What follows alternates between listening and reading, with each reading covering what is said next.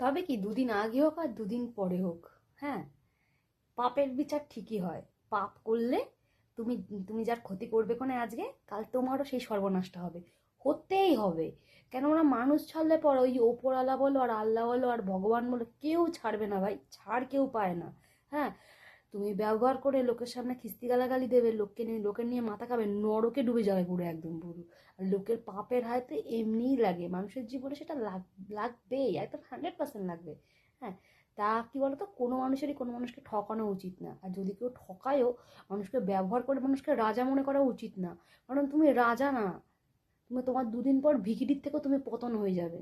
আর সেই পতন তোমার নিজের পাপে হবে, কোনো কারোর অভিশাপে, শকুনের অভিশাপে গরু মরে না, কিন্তু কর্মফল যদি ঠিক না করো, কর্মফলটা একটা এমন জিনিস, যে বাজে আমি তার দিকে ফিরে তাকাবো না, কিন্তু যে বাজে তাকে ব্যবহার করব, ব্যবহার করে তাকে বাজে বলবো, আরে তোর মুখে তো থুতু আর ছাই জুটবে, ছাই।